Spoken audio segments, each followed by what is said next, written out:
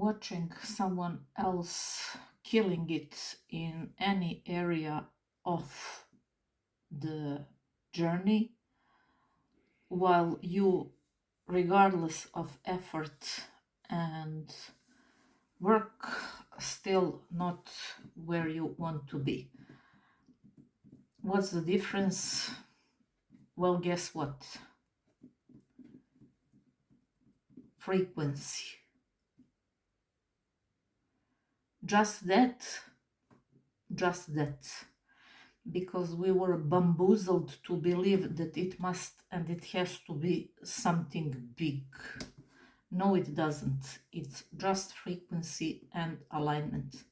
And the more you know to work with alignment, the more God will reveal to you and put you in the state of ease and flow. I know how this sounded like mission impossible for me, because I come from a hustle and grind background, literally generations and generations of underdog ancestors. Blessed be their souls. They were doing the best they could from their level of awareness. I mean, even now, when I see coaches and I learn from coaches who are so young, born in, I don't know, beginning of 2000s, meaning 3 decades almost younger than me, I see how even my generation knew nothing, and I can imagine people who lived centuries ago. So, as I mentioned many times before, first step is forgiveness. Forgive them all, and bless their souls. If they knew better, they would do better, as well as if you knew better, you would do better. I remember years ago listening about the story of some woman who was in kind of abusive relationship in her, I don't know, early 50s, with 2 or 3 marriages behind, where during some conversations with her abusive partner, he told her that he was so convinced and sure in his position in that abusive relationship that he even told her, yeah, really, what you're gonna do? You're gonna leave me and be third or fourth time, I'm not sure anymore, a loser. And if there weren't honest discussion and conversation and talk with her daughter, who was in early 30s, she would probably remain and die earlier as a result of being in that kind of toxic situation. But fortunately, her daughter, as we are all connected, took some time to have deep conversation, which are most avoiding. Don't do that. Expose the demons and the ghosts to light. That's the only place where they can survive. And she kind of asked her what's going on, because she noticed it's her mother, it's her blood, that she's losing her spark, her zest for life, that something's happening. And fortunately, mother was present and aware enough to share what he told her. And she was deeply insecure with previous failures, with her being, so to say, not at the beginning of her life. She even told her something like, I lived more than I have left. I don't think that I will leave the situation. And she literally started crying and said how she will never forget the look in her daughter's eyes and how she said, like only your own child can hit the spot. She told her, that's so sad way to live and to exist. That was the turning point, and that was something that, as she says, she will never forget, because she was in a way ashamed and felt guilty, because instead of her being a role model for her daughter, she was giving her example of what she shouldn't do later on if something, God forbid, happens similar to her. So the only way to reach any goal is to listen and trust to your soul, to see with your heart, to ignore your eyes, to know that whatever area is causing you the most challenges, that doesn't mean that something wrong is wrong with you. That just means that in early childhood you adopted wrong belief about the subject, whether that's about health, wealth, love, happiness, success, whatever it is. If a love is avoiding you, that just means that you have a false belief about love, and that love isn't welcome in your life. If you have challenges with abundance and prosperity consciousness, that doesn't mean that you are a failure and that you haven't figured things out. That just means that you have wrong beliefs about the abundance and prosperity and wealth creation and overall consciousness of being fulfilled in all aspects of your life, and therefore those aspects not being welcome in your life. Same goes for whether or not you're deeply rooted from early years of your life belief is that people can't be trusted, which I had for almost my entire life, and therefore through the mirror relationship of the internal, I only used to stumble upon really people to whom later on it turned out I couldn't trust. It was never about them, it was always about what my dominant signal was. And my dominant signal was that people can't be trusted. So that's why frequency, and that's why it doesn't have to be hard, trust me. If you have belief that it must or it has to be hard, regardless of the subject, well, guess what? That's what you will experience.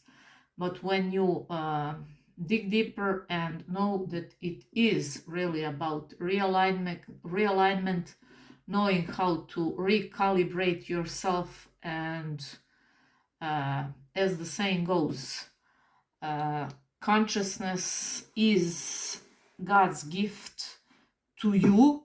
What you will do with your state of consciousness is your gift to God. So it really isn't woo-woo shit. It's just our rooted core wrong belief that it has to be hard. And no wonder why the majority is still so in misalignment and disconnected state of being, that we are seeing that in all that is going on and happening in the entire world. Luckily, and through the grace of God, more and more people are realizing the importance of their level and state of awareness. More and more people are doing the inner work, turning back to getting know really who they are. More and more people are reconnecting with their intuition, and therefore really knowing what's going on. Another awesome story that I heard yesterday from one of awesome people, and he was explaining how he got money blocks and why for years money was avoiding him. It's a story about his father who had boss for years, who had shadow side, and that shadow side finally popped up at one of the dinners at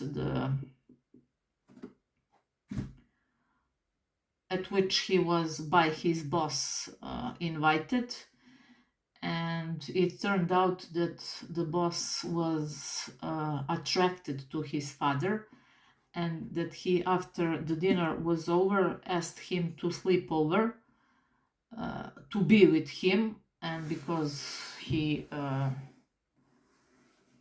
wasn't interested in that, he went home, and as soon as he got tomorrow at his office, he got fired. Not just that he got fired, but he also was in some lawsuit about, I don't know, you know how those people who are at some leading positions can be triggered and can go all in from the place of revenge when something is, God forbidden, not going as they used to. So anyway, this man is speaking about how that whole thing with lawyers, with his father trying to win the case, lasted, I don't know, 6-7 years, something really long. How at that time he was rarely even seeing him, and at the end the story is good because his father won the case, because he found somewhere in emails, I think, how that man was doing the same thing with many people, with many employees, and through all kinds of games, and like in some movie, literally. And he won the case, but at early years, this man adopted that money and freedom is equal problems, law, judges, cases, absent parent, and that's why he had subconscious blockage around success, money, business, him being successful. Why? Because whenever he was presented with the opportunity, his subconscious will come up with, that's not welcome here. Why he had that dominant signal? Because he experienced what he experienced as a child, and that lasted for years. So the same goes for, let's say, if you have a challenge in your private life, regardless to relationships, male-female connection, marriage, dating, all that stuff. That doesn't mean that you are not pretty enough, you're not smart enough, you're not good enough, you don't know how to date or to find your soulmate. No, that's not the case. You just maybe in early childhood adopted the belief that, let's say, love equals problems, or love equals, unfortunately, pain, because many people witness fights between parents, physical abuse, whatnot, alcoholism, a lack of respect, lack of loyalty, lack of, I don't know. So, in a sense, as a form of protection, your mind early in your life forms subconscious blockage, because its primary purpose is to keep you alive and safe. And if that means love equals all that BS, we don't want that, and that's not welcome in our existence. So question everything. Everything is a belief. I gave you two examples, money and love, and this is same for everything. Let's say when you were very young, success was something that was put on pedestal and reserved for some other people, but not for you and your family. Maybe you watched parents or caregivers struggling, always coming from a place of people pleasing. Maybe they were scared to say no to boss or to leave unfulfilling job in order to pursue their real passion and their mission that was assigned to them from the biggest boss and from the real OG, and that's the big guy in the sky. When he gives you tools and when he promotes you, trust me, you need zero support from normies, from human beings. Yes, his support and his power will come and assist to you on this journey in a form of people, in a form of random coincidences, synchronicities, and all that awesome stuff. But don't you ever dare to think that that's just from them. No, all of them were assigned to you even before you were conceived.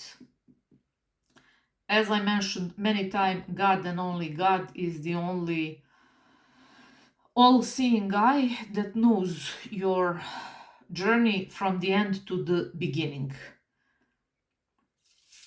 He can literally bring you back from death, as he did with me twice.